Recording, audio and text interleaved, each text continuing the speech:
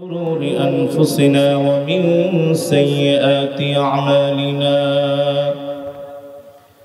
من يهده الله فلا مضل له ومن يضلله فلا هادي له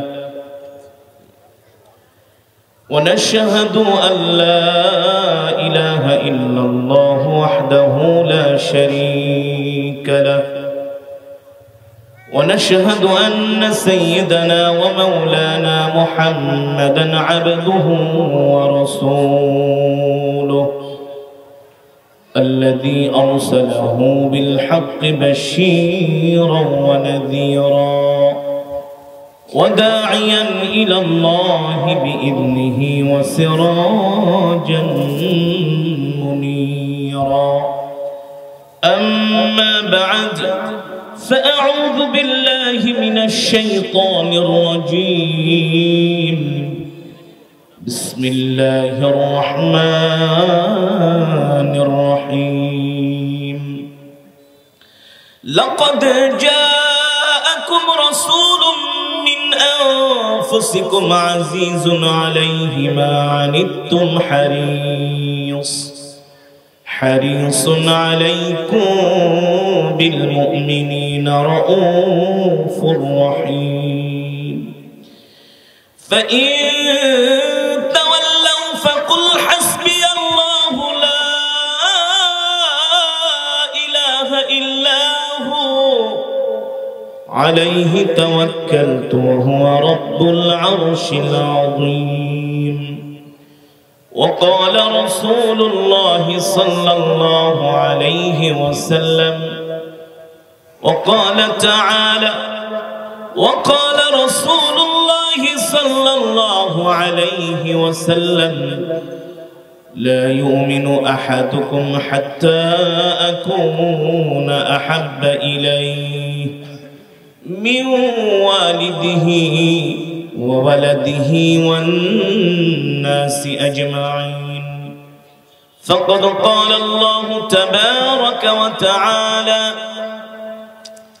إن الله وملائكته يصلون على النبي يا أيها الذين آمنوا صلوا عليه وسلموا تسليما محبت الشاطئ प्यारे नबीजीर शाने दुरूद पढ़ी आवाज करे اللهم صل على محمد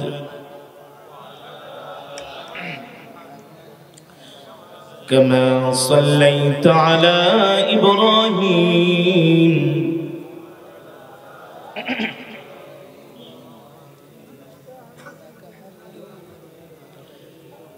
মাশাআল্লাহ মাশাআল্লাহ মাশাআল্লাহ মাশাআল্লাহ আল্লাহর বান্দারা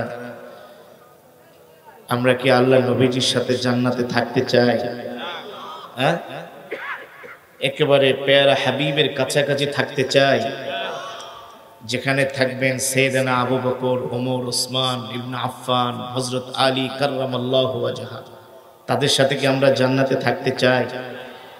যদি জান্নাতে থাকতে চাই এমন আনমনা হয়ে কোরআনের মজমায় বসলে তো সওয়াব পাবেন না, ওঠাউঠি করা যাবে না। আমি আগেই বলছি বাবারা, আমার বন্ধুরা, যুবকরা, হাতে ধরি প্লিজ, কোনো ওঠাউঠি করা যাবে না। কিংপচন নীরবতা পালন করে আমরা কোরআনের মজমা অল্প সময় গুনাহ মাফের উদ্দেশ্যে আমরা বসবো। ফিলিস্তিনি মুসলমানের জন্য দোয়া করে বাড়িতে যাব। রাজি আছেন ইনশাআল্লাহ? যাতে আমার আর একবারও বলতে না হয় যে কেউ উঠবেন না, কারণ এটা হলো দরসুল কোরআন, কোরআনের ক্লাস। আজকে আপনারা সবাই কোরআনের ক্লাসের ছাত্র, ঠিক কিনা বলেন? যদি কোন হুজুর কিসের কোরআনের ক্লাস? আরে কোরআনের ক্লাসের ছাত্রের মর্যাদা বুঝেন? রাসূলের হাদিস বলে একজন তালেবে ইলম যখন রাস্তায় বের হয়, ফেরেশতারা তার পায়ের নিচে জান্নাতের পর বিছিয়ে দেয়। আজকের মাহফিলে আসছেন তো আপনারা কোরআন শুনতে, ঠিক কিনা বলেন? কোরআনের বয়ান শুনতে, ঠিক না বাবারা? শুনে আমল করার জন্য তো নাকি? তো আপনারাও কোরআনের ছাত্র। ঘর থেকে যখন বের হয়েছেন, আল্লাহ সুবহানাহু ওয়া তাআলা আমাদের জান মাল তার কুদরতি হাতে সুপর্দ করেছেন। আল্লাহ তাআলা আমাদের জান মাল তিনি তার কুদরতি হাতে সুপর্দ করবেন, আমাদের হেফাজত করবেন, ঠিক কিনা বলেন? তো আমরা কেউ ওঠাউঠি করবো না, একেবারে যে যেখানে আছি সেখানে বসবো, ভিতরে ঢুকবো কিন্তু বের হব না, শেষ মোনাজাত দিয়া যাব না। শয়তান অনেক প্ররোচনা দিবে, শয়তানের প্ররোচনায় আমরা পাও দিব না ইনশাআল্লাহ। আর রাসূলের হাদিস, মান সাল্লা আলাইহি ওয়াহিদান সাল্লাল্লাহু আলাইহি ওয়াসাল্লাম আশারা, কেউ যদি আল্লাহর নবীর প্রতি একবার দুরূদ শরীফ পড়ে আল্লাহ তাআলা তার উপরে 10 বার রহমত নাযিল করে। কয়বার? সাথে সাথে 10টা গুনাহ মাফ করে দেয়। জান্নাতে যাওয়ার জন্য তার রাস্তা আল্লাহ তাআলা 10 কদম আগায় দেয়। তাহলে আমরা মহব্বতের সাথে ইনশাআল্লাহ দুরূদ শরীফ পড়ব, আওয়াজ করে, পারবেন তো ইনশাআল্লাহ? মহব্বতের সাথে আল্লাহুম্মা বারিক আলা মুহাম্মাদ ওয়া আলা আলি মুহাম্মাদ কামা বারাকতা আলা ইব্রাহিম ওয়া আলা আলি ইব্রাহিম بلغ العلا بكماله كشف الدجى بجماله حسنت جميع خصاله صلوا عليه وآله। আসুন হৃদয় উজাড় করে আল্লাহর প্রেমে পাগল হয়ে আমরা কিছুক্ষণ সময় জিকির করব। আমাদের জিকিরের আওয়াজ শুনে আশেপাশের মানুষগুলো বলবে এখানে কিছু আল্লাহর পাগলেরা বসে আছে। কার পাগল? আমরা কোন নারীর পাগল হতে চাই না, বাড়ির পাগল হতে চাই না, দুনিয়ার পাগল হতে চাই না, আমরা আরশে আজিমের মালিকের পাগল হতে চাই। ঠিক কিনা বলেন? যার পাগল হলে দুনিয়া ও আখিরাতে কপাল খুলে যায়, যার পাগল হলে দুনিয়ার সমস্ত মাখলুক তার জন্য দোয়া করে, যার পাগল হলে দুনিয়া তার পায়ের নিচে চলে আসে। আল্লাহু আকবার। সে রব্বে করিমের শানে আল্লাহ তাআলা জিকির আমরা করতে পারবো না ইনশাআল্লাহ? একেবারে আওয়াজ করে করে জিকির করব, দিলের মধ্যে যত ঝং আছে ধুলাবালু সব দূর হয়ে যাবে। ঠিক কিনা বলেন? যত গুনাহ জমে আছে সব দূর হয়ে যাবে ইনশাআল্লাহ। আসুন একটু জিকির করি, লা ইলাহা ইল্লাল্লাহ, লা ইলাহা ইল্লাল্লাহ, লা ইলাহা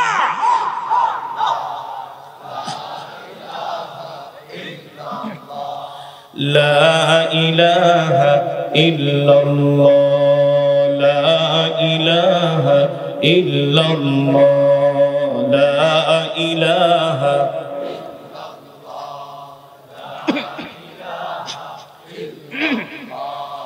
লা ইলাহা ইল্লাল্লাহ, লা ইলাহা ইল্লাল্লাহ, লা ইলাহা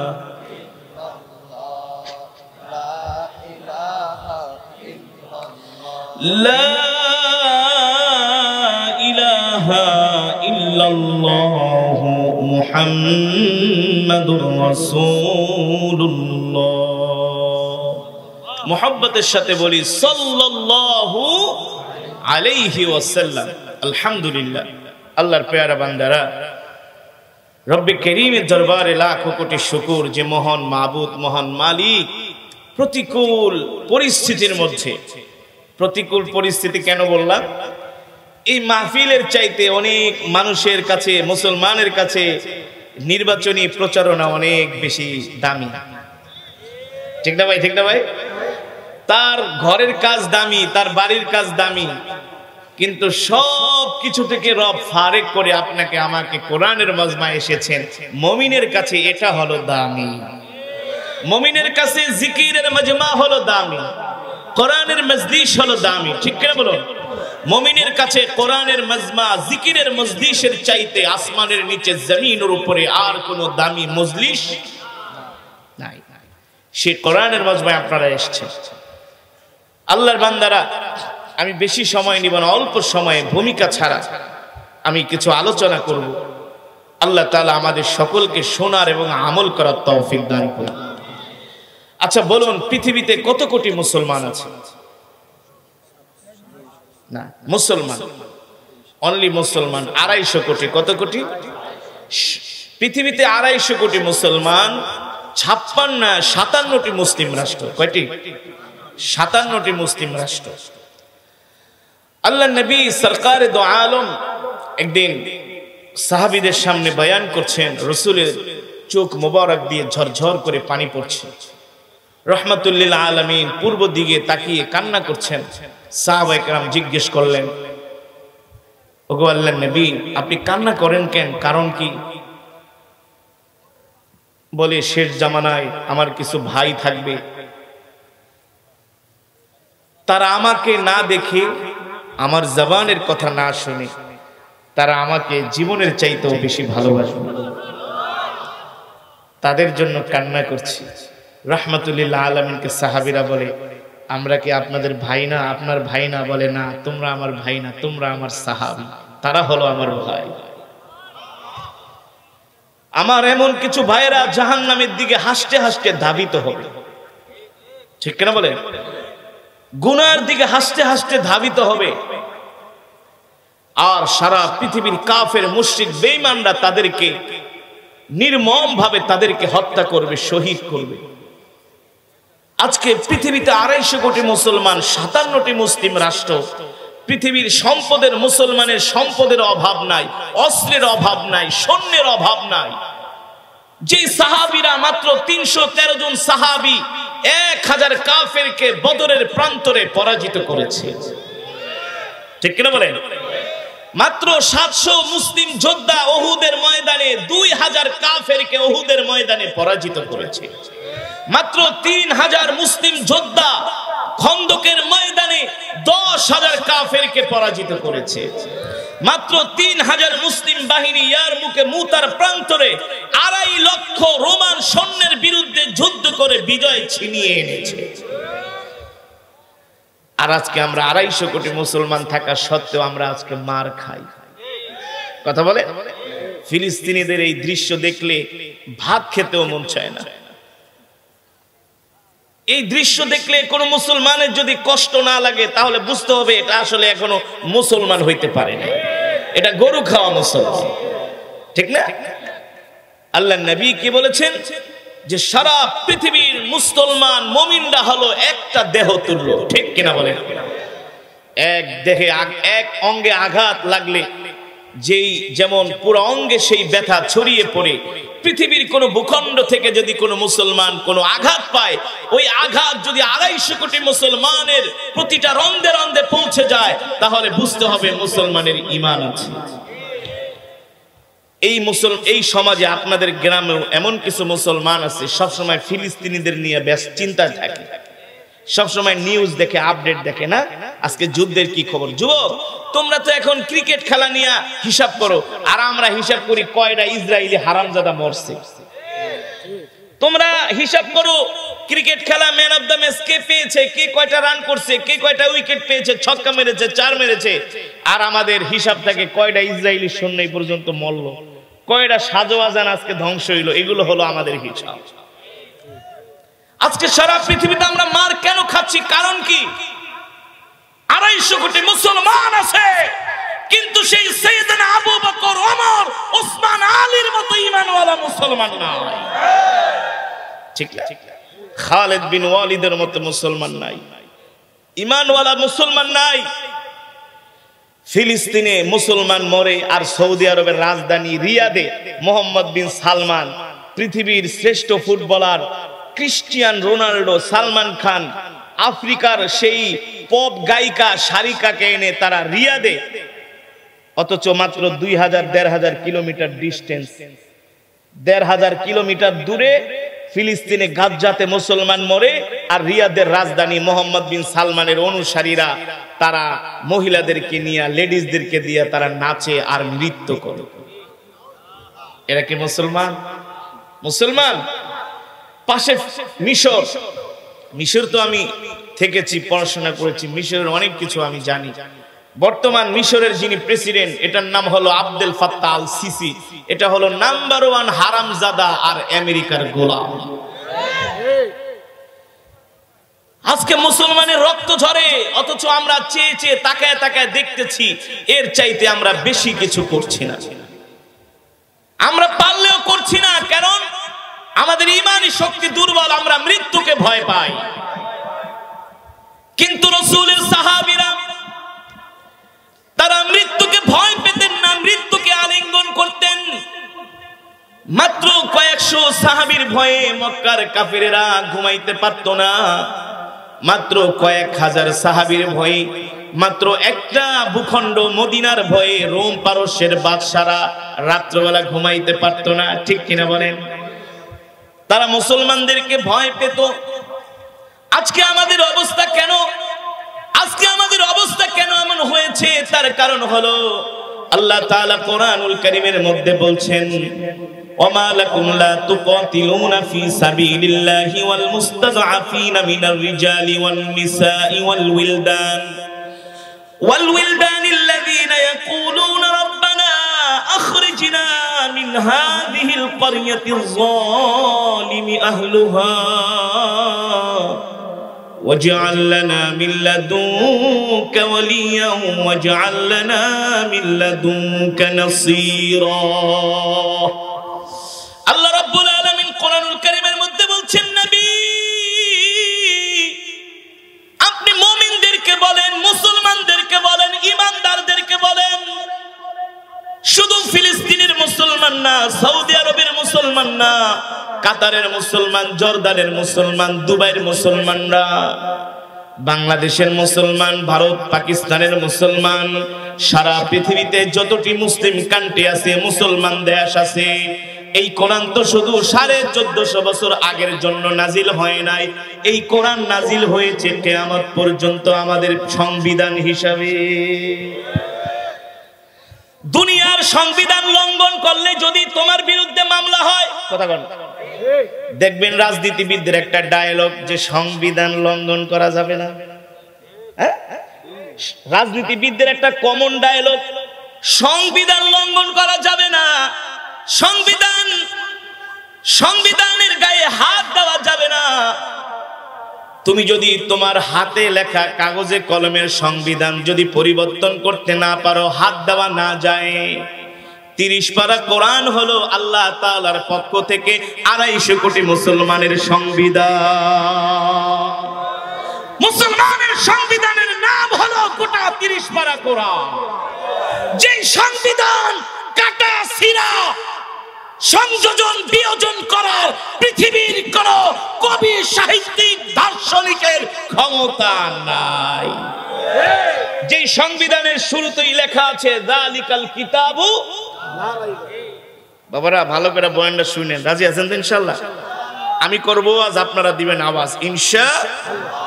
আল্লাহ তাআলা বলছেন যালিকাল কিতাবু লা রাইবা ফীহি হুদাল লিল মুত্তাকিন।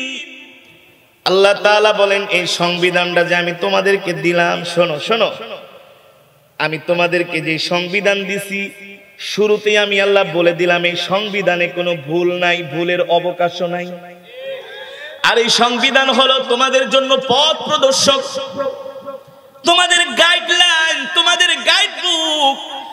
ইহদিনাস সিরাতাল মুস্তাকিম।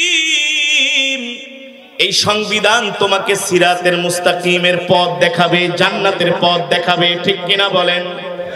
আজকে আমরা সেই কোরআনের সংবিধানকে আমরা আজকে লঙ্ঘন করছি। কোরআনের আইন মানি না, কোরআনের বিধান মানি না, এমনকি কোরআনের তেলাওয়াত পর্যন্ত আজকে আমরা মুসলমানরা করি না।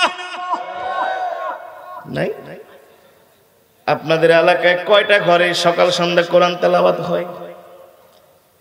এই সমাজের মধ্যে যদি 100 ঘর থাকে, 5টা ঘরেও পাওয়া যাবে না সকাল সন্ধ্যা কোরআন তেলাওয়াত হয়, শুধু রাজাপুর মাদ্রাসা ছাড়া। ঠিক না? এই মাদ্রাসায় সেই কোরআনের তেলাওয়াত হয়। এই কারণে ইসলামের বিরুদ্ধে, নবীর বিরুদ্ধে, কোরআনের বিরুদ্ধে যদি কেউ কথা বলে, সবার আগে আলেমদের বুকের ভিতরে কষ্ট লাগে, আঘাত করে। ঠিক না? কারণ এই কোরআন হলো মুসলমানদের সংবিধান। কেমন সংবিধান? উদাহরণ দিব। বর্তমানে যিনি সালমান, মোহাম্মদ বিন সালমান ক্রাউন প্রিন্স যাকে বলা হয়, ওর দাদা ফয়সাল বিন আব্দুল আজিজ রহমাতুল্লাহি আলাইহি, যিনি সৌদি আরবের বাদশা ছিলেন, তার আমলে, তার বাবার আমলে হুবাহু কোরআনের আইনে সৌদি আরবের অনেক আইন কানুন ছিল, নিয়ম ছিল, আইন ছিল। বাদশাহ ফাহাদ ফয়সাল বিন আব্দুল আজিজ তাদের আমলে, ফয়সাল বিন আব্দুল আজিজ যতদিন ক্ষমতায় ছিলেন, জীবিত ছিলেন, সবচেয়ে বেশি বাংলাদেশে তিনি সাহায্য পাঠাতেন, বাংলাদেশকে অগ্রাধিকার দিতেন। সৌদি আরবের অনেক অনেক অনেক অবদান বাংলাদেশের প্রতি। কিন্তু এই শয়তান মোহাম্মদ বিন সালমান আসার পরে সব বন্ধ হয়ে গেছে। উঠে আছে শুধু মেগা প্রজেক্ট বানানোর তালে, সিনেমা হল বানানোর তালে। দাওয়াত ও তাবলীগ বন্ধ করে দিয়ে সৌদি আরবে এখন তারা 300 সিনেমা হল বানাচ্ছে। কয়শো? 300 সিনেমা হল, আবার হালাল পতিতালায়, নাউজুবিল্লাহ বলেন। মানে যত বদমাশি কাজ কর্ম সবই সালমান করছে। কিন্তু তার দাদা কেমন ছিলেন? জাতিসংঘ থেকে, জাতিসংঘের মহাসচিব প্রত্যেকটা দেশের রাষ্ট্রপ্রধানদেরকে সংবিধান নিয়ে জাতিসংঘে উপস্থিত হওয়ার জন্য আদেশ করলেন, যে প্রত্যেক দেশের রাষ্ট্রপ্রধানরা তাদের সংবিধান নিয়ে জাতিসংঘে আসবে, আর সেই সংবিধান থেকে তারা বক্তব্য দিবে কিভাবে তারা তাদের দেশ পরিচালনা করে। প্রত্যেকটা দেশের রাষ্ট্রপ্রধানরা তাদের হাতে লিখিত সংবিধান নিয়ে তারা জাতিসংঘের অধিবেশনে হাজির হলেন। আর সৌদি আরবের বাদশা খাদিমুল হারামাইন শরীফাইন তিনি একটা কোরআনের কপিকে সাদা রুমালের মধ্যে পেঁচিয়ে সেটা নিয়ে তিনি জাতিসংঘে গেলেন। জাতিসংঘ থেকে বলা হলো আপনি বক্তব্য প্রদান করেন। ফয়সাল বিন আব্দুল আজিজ রাহমাতুল্লাহি আলাইহি তিনি কোরআনুল কারীমের কপি খুলে তিনি জাতিসংঘে দাঁড়িয়ে দাঁড়িয়ে তিনি কোরআনের তেলাওয়াত শুরু করে দিলেন। আর আস্তে কোন সুবহানাল্লাহ। এই সাহস কারো হয় নাই। এবার দেখেছি ইরানের প্রেসিডেন্ট শিয়া হোক যা হোক, সে কোরআনের কপি নিয়ে যখন কোরআন অবমাননা হলো, কোন রাষ্ট্রপ্রধান সাহস পায় নাই। ইরানের প্রেসিডেন্ট আব্দুল্লাহ রাইসি তিনি একটা কোরআনের কপি নিয়ে জাতিসংঘে এবার ভাষণ দিয়েছে। সৌদি আরবের বাদশা ফয়সাল বিন আব্দুল আজিজ কোরআনুল কারীম থেকে তেলাওয়াত করছেন।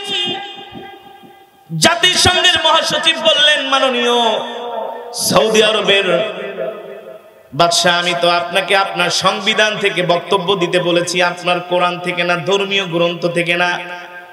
সৌদি আরবের বাদশা মোহাম্মদ বিন ফয়সাল বিন আব্দুল আজিজ বলেন, শোনেন, আমি যেই কোরআনের কপিটা নিয়ে আজকে জাতিসংঘের অধিবেশনে আসছি, অনেক মুসলমান রাষ্ট্রের প্রধানরাও জানে না এই 250 কোটি মুসলমানের সংবিধান। আল্লাহু আকবার। ইয়াসিন ওয়াল কুরআনিল হাকীম ইন্নাকা লামিনাল মুরসালিন। আল্লাহ তাআলা এই বিজ্ঞানময় কোরআনের শপথ খেয়েছেন, ঠিক কিনা বলেন? আজকে আমরা সারা পৃথিবীতে মার খাই আল্লাহর কোরআন অনুযায়ী না চলার কারণে। আমাদের ঘরের মধ্যে কোরআন নাই, আমাদের ঘরের মধ্যে কোরআনের তেলাওয়াত নাই, আমাদের সন্তানরা কোরআন পড়তে পারে না। অথচ এমন কোন ঘর বাকি নাই যেই ঘরের মধ্যে 5, 6, 7, 8 পর্যন্ত পড়া লোক খুঁজে পাওয়া যাবে না। পাবেন কোন না কোন ঘরে অবশ্যই কমপক্ষে হলো 5, 6, 7, 8 অথবা ইন্টারমিডিয়েট পর্যন্ত পড়ার ছেলে মেয়ে আছে না? তাদেরকে আপনি অঙ্ক করতে দেন, ইংলিশে একটু টকিং করতে দেন, 1-2টা ভুল হইলেও তারা মোটামুটি কথা কন। আর আপনি আপনার এলাকার প্রত্যেকটা স্কুল কলেজের স্টুডেন্টদেরকে ডাক দিয়া বলেন, বাবা একটু সূরা ফাতিহাটা পড়া শোনাও, 10টা সূরা পড়া শোনাও, আত্তাহিয়াতটা পড়া শোনাও, দোয়া কুনুতটা পড়া শোনাও, দেখবেন সবগুলার পায়জামা গরম হয়ে যাবে। কথা ঠিক নাকি বেঠিক? এমনকি সমাজের মেজরিটি পার্সেন্ট মুসলমান কোরআন পড়তে জানে না। আজকে আমরা আমাদের সন্তানদেরকে ডাক্তার বানাই, ইঞ্জিনিয়ার বানাই, পাইলট বানাই, বড় ব্যবসায়ী বানাই, সন্তানকে আমেরিকা পাঠাইলে গর্ব করি না। দোকানে যায় চা খায় আর কই গেছে কে আমার পোলায়, কই গেছে, কই আমেরিকা। কিছু পাঠাইছে নি? $1000 পাঠাইছে। কত? 1 লাখ। সারাদিন শুধু সন্তান আমেরিকা গেছে, লন্ডন গেছে, ইটালি গেছে, এই প্রশংসা। কথা বলেন, কথা বলেন। আমার ছেলে অনেক বড় ডাক্তার, ইঞ্জিনিয়ার, ব্যারিস্টার, ডিস্ট্রিক্ট জজ, জেলা জজ, অনেক বড় কোম্পানির এমডি। বাবা বুক ফুলাইয়া গর্ব করে। কিন্তু ওই সন্তানকে যদি কোরআনের কারিমের একটা পৃষ্ঠা জিজ্ঞেস করা হয়, এক পৃষ্ঠার ভিতরে 20টাই ভুল। কথা বলে। কোরআন হাদিসে কোথাও কি আছে যে ডাক্তার ইঞ্জিনিয়ার হওয়া ফরজ, বিসিএস ক্যাডার হওয়া ফরজ? আছে? বলতে পারবেন? কোরআন হাদিসের কোথাও নাই ডাক্তার হতে হবে, ইঞ্জিনিয়ার হতে হবে, এটা হতে হবে, সেটা হতে হবে। হ্যাঁ, অবশ্যই ডাক্তার হতে হবে। সব ডাক্তার, সব ইঞ্জিনিয়ার, সব পাইলট, সব রাজনীতিবিদ, সব ব্যবসায়ী। কিন্তু সবার আগে আপনাকে আমাকে কোরআন শিখতে হবে। কি শিখতে হবে? তালাবুল ইলমি ফারিদাতুন আলা কুল্লি মুসলিম। আল্লাহর নবী বলেন কোরআন শিক্ষা করা প্রত্যেকটা মুসলমান নারী এবং পুরুষের উপরে ফরজ। আজ থেকে 20-30 বছর আগে মুরব্বীরা ঘরে বসে বসে কোরআনের কারিমের তেলাওয়াত করত, ঠিক না? এখন সেই কোরআনুল কারিমের তেলাওয়াত নাই। এই যুবক মুসলমান, এই যে কোরআন পড়তে পারো না, বাঁচতে পারবা না। আল্লাহর কসম করে বলি, বাঁচতে পারবা না। হাসরের ময়দানে সবাইকে ধরে ধরে জিজ্ঞেস করা হবে, ধরে ধরে জিজ্ঞেস করা হবে কোরআন পড়ছো নাকি? এই যে 60-70 বছর নামাজ পড়লেন, রাগ করেন না,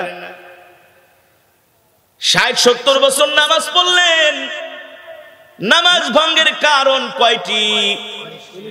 জোরে বলেন। নামাজ ভঙ্গের কারণ 19টি। তার মধ্যে অন্যতম কারণ হলো নামাজে অশুদ্ধ পড়া। এই যে আপনি 60 বছর নামাজ পড়লেন, কিন্তু আপনার কোরআনের তেলাওয়াত সহি না, আপনার কোন নামাজ আল্লাহর দরবারে কবুল হবে না, হবে না। তওবা করে আগে কোরআন বিশুদ্ধভাবে শিখে আপনাকে নামাজ পড়তে হবে। যার কোরআন তেলাওয়াত সহি না, তার কোনো কাজই সহি না। রাগ করতেছেন? কোরআন পড়তে পারেন না, আর সব হিসাব নিকাশ মাতবরি সব পারেন। 6 রে 9, 9 রে 18, 18 দিয়া 27 কেমনে বানাইবেন? কেমনে মানুষে ঠকাইবেন? কেমনে মানুষে উঁচা থেকে নিচে নামাইবেন, নিচা থেকে উঁচাতে উঠাইবেন? সব বুদ্ধি আপনার মাথায় আছে, কিন্তু কোরআন পড়তে পারেন না, আপনি তো বাঁচতে পারবেন না। ঠিক কিনা বলেন? এখন তো সমাজের মুসলমান কোরআন পড়তে পারে না। এর চাইতে আরো বড় ভয়াবহ মহামারী আকার ধারণ করেছে বর্তমানে স্কুলগুলোতে। স্কুলগুলোতে কোনো পড়াশোনাই নাই। স্কুলগুলোতে কোনো পড়াশোনাই নাই। এই অভিভাবকরা এই কথাগুলো ভালো করে শুনে যান। আর এক যুগ পরে নিজের কপাল নিজে থাবড়াইবেন, কোনো লাভ হবে না। এই কথাগুলো আলেমরা ছাড়া আপনাদেরকে কেউ বলবে না। আজকে দুঃখ নিয়ে, কষ্ট নিয়ে বলছি, স্কুলের মধ্যে আজকে যে শিক্ষা ব্যবস্থা চালু আছে, এই শিক্ষা ব্যবস্থা হলো ধর্মহীন শিক্ষা ব্যবস্থা। ঠিক কিনা বলেন? স্কুলের মধ্যে এখন মেয়েদেরকে নৃত্য শেখানো হয়, নৃত্য বানায় বলছি। আজকে মেয়েদেরকে গান শেখানো হয় স্কুলের মধ্যে। স্যারেরা বইলা দেয় আগামীকালকে বার্গার, পিজা বানায়, নুডলস রান্না করে আনবা, পিঠা বানায় আনবা, দেশি পিঠা। যার পিঠা যত মজা তাকে নাম্বার তত বেশি দেওয়া হবে। যে যত ভালো নাচতে পারবা তাকে তত বেশি নাম্বার দেওয়া হবে। একটা বই আছে স্কুলের সিলেবাসে, শিল্প সংস্কৃতি আছে না? শিল্প সংস্কৃতি, এই বইটাই, এই পাঠ্য বইটাই আমার দেশের কোমলমতি শিশুদেরকে, কিশোরদেরকে নাস্তিক বানানোর জন্য যথেষ্ট। আপনি ভালো নাচতে পারলে আপনারা 80-90 নাম্বার দিবে। ভালো পিঠা বানাইতে পারলে আপনাকে নাম্বার দিবে, ভালো অভিনয় করতে পারলে আপনাকে নাম্বার দিবে। আর স্কুলের আরেকটা পাঠ্য বইয়ে একটা বই আছে ইসলাম শিক্ষা, সেই ইসলাম শিক্ষার মধ্য থেকে এখন ইসলামের সবকিছু উঠিয়ে দেওয়া হয়েছে, এটাকে রাখা হয়েছে ঐচ্ছিক।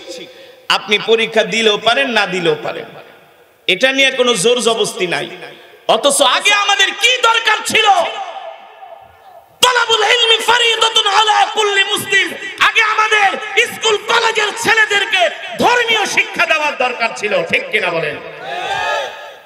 আগে আমরা স্কুলের মধ্যে মদিনার গল্প পড়তাম না?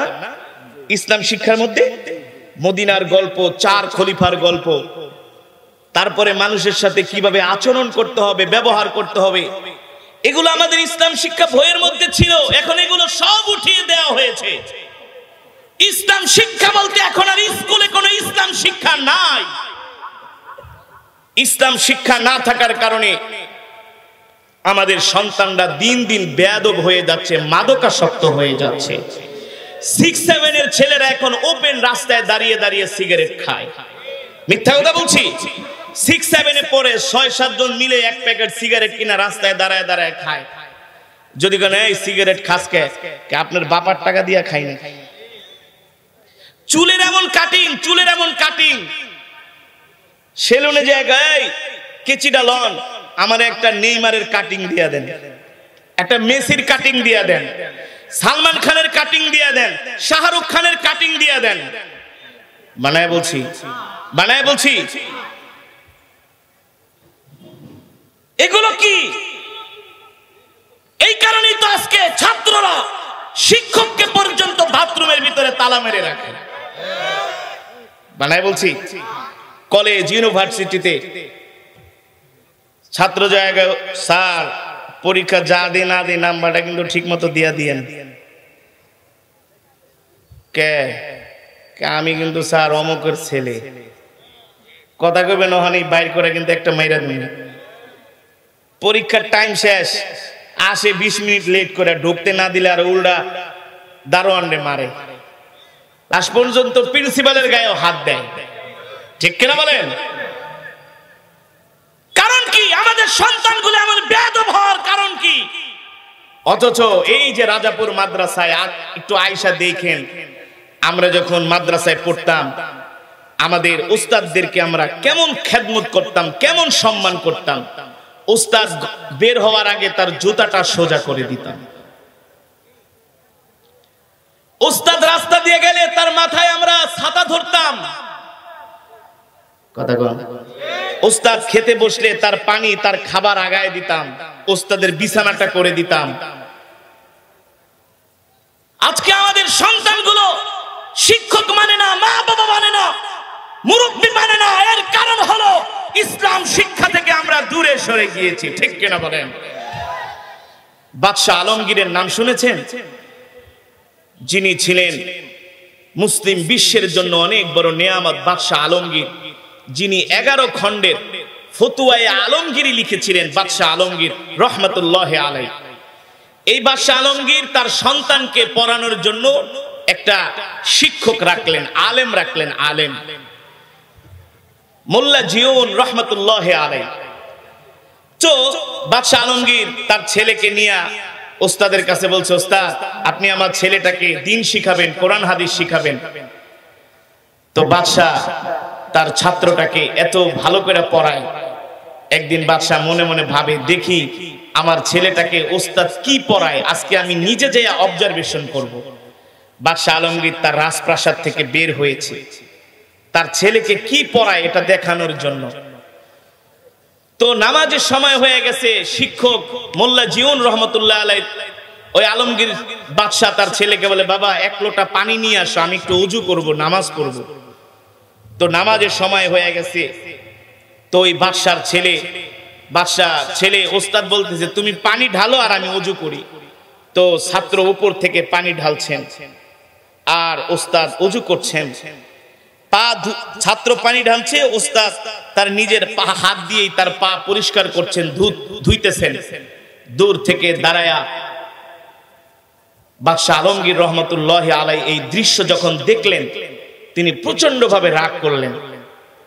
রাগ করে তিনি যে তার সেনাপতিকে বললেন, আজকেই ওই শিক্ষককে আমার দরবারে আসতে বলো, তার সাথে আমার কথা আছে। এখন বাদশাহ যখন শিক্ষককে যেতে বলছে তার দরবারে, পাশের থেকে আরো 2-4টা চামচা আছে, চামচারা কয়, হুজুর বাদশার ছেলেরে দিয়া পায়ে পানি ঢালাইছেন, এবার মজাটা বুঝবেন। আছে না কিছু চামচা থাকে না? মোল্লা জিউন রহমাতুল্লাহি আলাইহি বলে, বাদশাহ আলমগীর অনেক বড় ক্ষমতাসীন হতে পারে, বাদশাহ হতে পারে, আমি যেটা করিয়েছি এটা কোনো অন্যায় করি নাই, কারণ ছাত্রের উপরে ওস্তাদের হক আছে, ছাত্রের উপরে ওস্তাদের হক আছে। বাদশাহ যদি আমাকে অন্যায় ভাবে শাস্তি দেয়, দেখ, এতে করে আমার কোনো অসুবিধা নাই, আমি ভয় পাই না। বাদশাহ আমাকে ডাকছে, আমি বাদশার দরবারে যাব। রাজ দরবারের কর্মচারী চামচারা বলে, হুজুর বিদায় ঠিদায় নিয়ে যায়, আপনার গর্দানও চইলা যেতে পারে। আরে যারা আল্লাহ তাআলার উপরে তাওয়াক্কুল করে, ভরসা করে, হাসবুনাল্লাহু ওয়া নি'মাল ওয়াকিল, নি'মাল মাওলা ওয়া নি'মান নাসীর। যারা আল্লাহর উপর ভরসা করে, আল্লাহ তাআলাই তার জন্য যথেষ্ট। ঠিক কি না বলেন? মোল্লা জিউন বলে, আমি যাব বাদশার দরবারে, আমি আল্লাহ ছাড়া কারো সামনে মাথা নত করব না। আর আমি বাদশার ছেলেকে দিয়া পানি ঢালাইছি, এটা কোনো অন্যায় করি নাই, আমার ছাত্র আমার জন্য এতটুকুন করতেই পারি। মোল্লা জিউন ভয়ে কাঁপতে কাঁপতে তিনি রাজ দরবারে গেলেন। মহান বুজুর্গ মুসলমানদের বাদশাহ, বাদশাহ আলমগীর রহমাতুল্লাহি আলাইহি, তিনি ওই তার ছেলের ওস্তাদকে দেখে, মোল্লা জিউনকে দেখে, বাদশাহ আলমগীর তার রাজপ্রাসাদে চেয়ারে বসা ছিলেন, সেই চেয়ার থেকে দাঁড়ায় গেলেন। কেমন ছিলেন বাদশাহ, কেমন ছিলেন শিক্ষক? এখন তো আমাদের দেশে অনেক নেতা খাতার পোলাপান্ডে পিটাইলে, স্যার চাকরি খেদায় দেব, চাকরি খেয়ে ফেলাম, আপনি আমার ছেলের গায়ে হাত দিচ্ছেন, চিনেন আমি কে? আমি মন্ত্রী, আমি এমপি, আমি চেয়ারম্যান, আমি অনেক বড় নেতা। মাদ্রাসাগুলোতে যদি ঢাকা শহরে মাঝে মাঝে দেখি ছাত্র 2-1টা পিটান পাটান দিলে অভিভাবক এসে ওস্তাদদের সাথে যা তা ব্যবহার করে। অনেক স্কুলে একটু পিটাইলে ওই শিক্ষককে পারলে ধরে মারে, তার বিরুদ্ধে মামলা হয়। শিক্ষকদের সাথে এমন বেয়াদবি করার কারণেই তো এখন আগের মতো সেই ন্যায় নীতিবান মানুষ জন্ম হয় না, সব হয় দুর্নীতিবাজ আর চোর। ঠিক কিনা বলেন? ঠিক না? সব হয় দুর্নীতিবাজ আর চোর। যে শিক্ষার মধ্যে ভদ্রতা থাকে না, আদব থাকে না, ওই শিক্ষা অর্জন করে কোনো লাভ নাই, কোনো মানুষের উপকার হয় না, নিজেরও উপকার হয় না। আমি তো 30 মাদ্রাসা পাল্টায় হাফেজ হয়েছি। কত মাদ্রাসা? 30টা মাদ্রাসার থেকে পালাইছি আমি নিজে।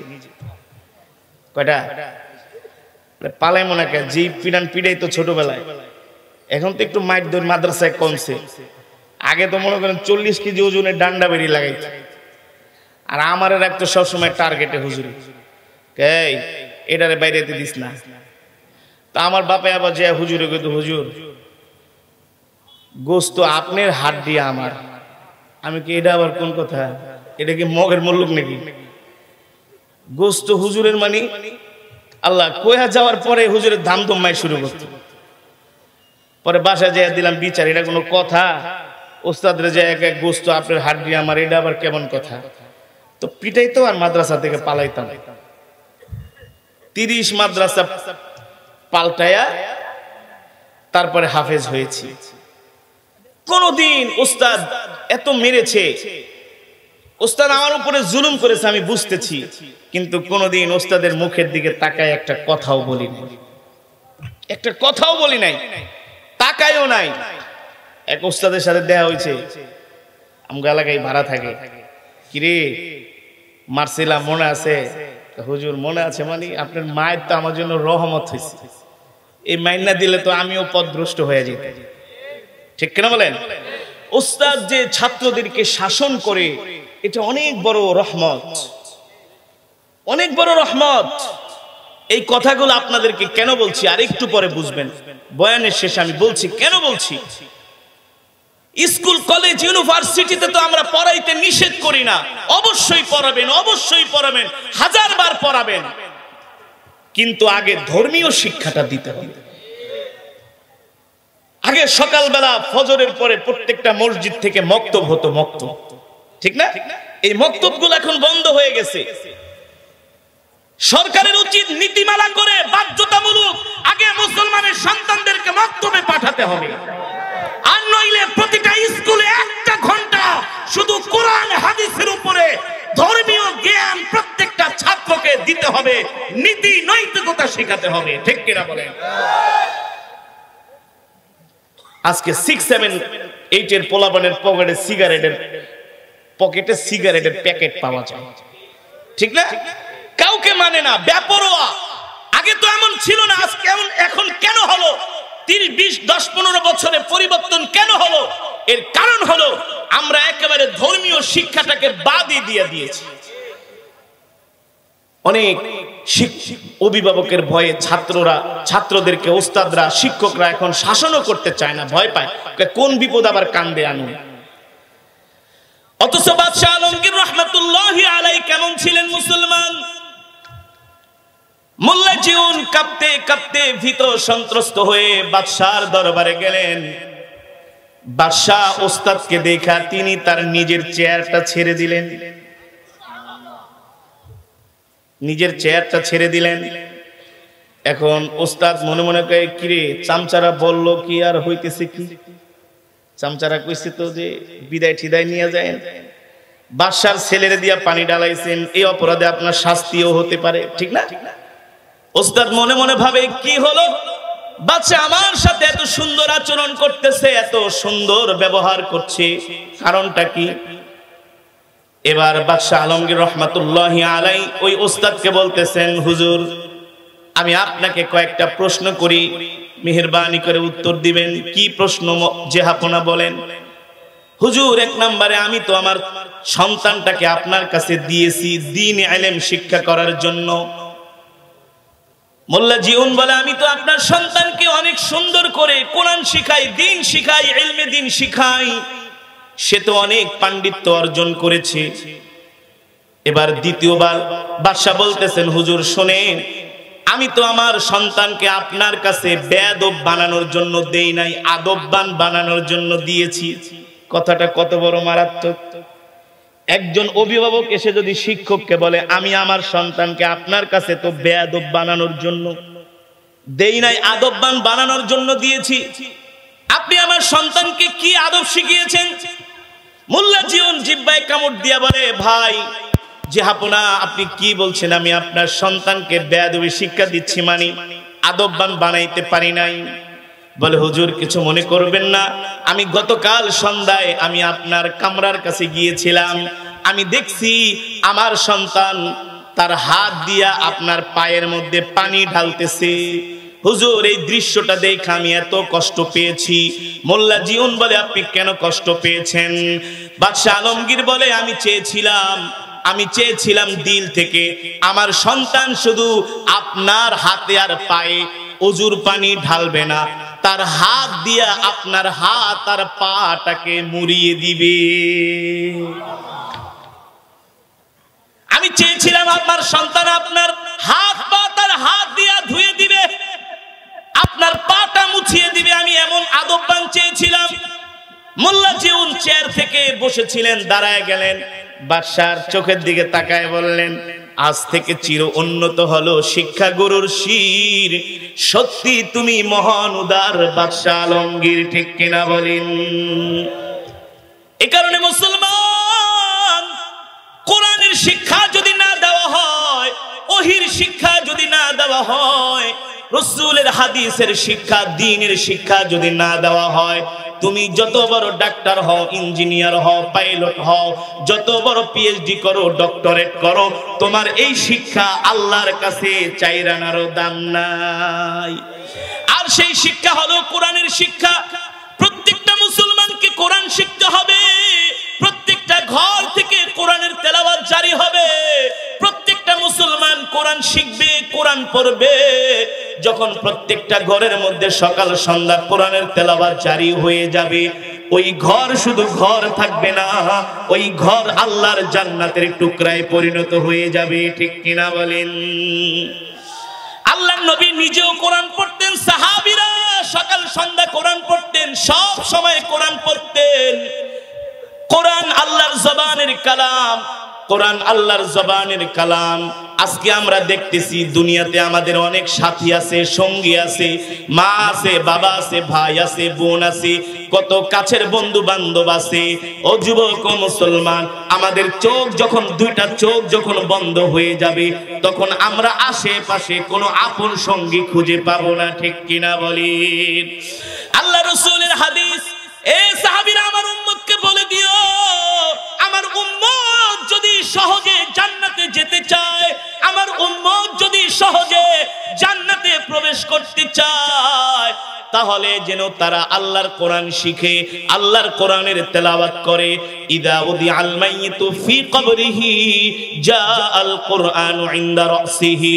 একটা মানুষ যখন মারা যায়, একটা মানুষ যখন ইন্তেকাল করে, ওই গোরস্থান পর্যন্ত তার আত্মীয় স্বজন যায়, পাড়াপড়শি যায়, কিন্তু কবরের মধ্যে তার কোনো আত্মীয় স্বজন নামার পরে তার লাশটা রেখে আবার জমিনে উঠে যায়।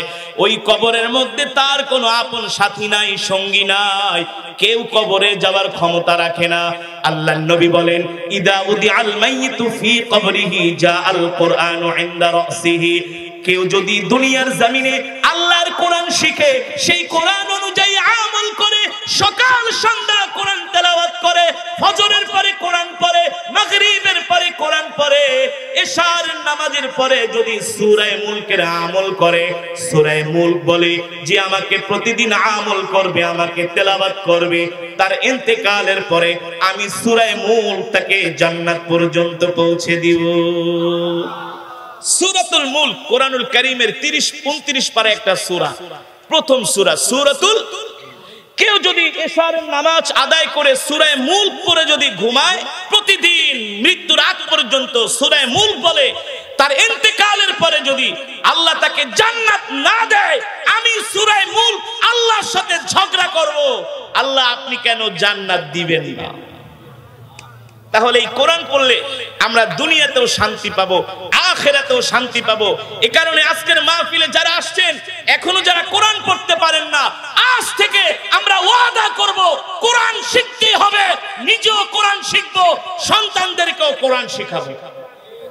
রাজি আছেন? কে কে কোরআন শিখবেন? একটা হাত উঠে আল্লাহকে দেখান, হাত উঠে আল্লাহকে দেখেন। শিখবেন তো? শিখবেন তো? সামনে একটা টার্গেট নেবেন, সামনে রমজান মাস আসছে, রমজানের আগে আমরা কোরআন শিখে ফেলবো ইনশাআল্লাহ। হাত নামান। যদি না পারেন, যদি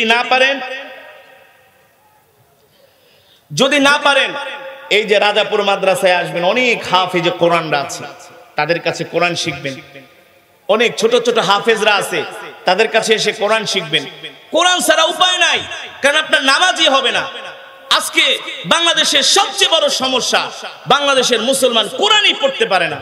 আপনি মালয়েশিয়া যান, ইন্দোনেশিয়া যান, যেই লোকটা কৃষক কাজ করে, সেও তার তেলাওয়াত এত সহি, সে নিজেও ইমামতি করার যোগ্যতা রাখে।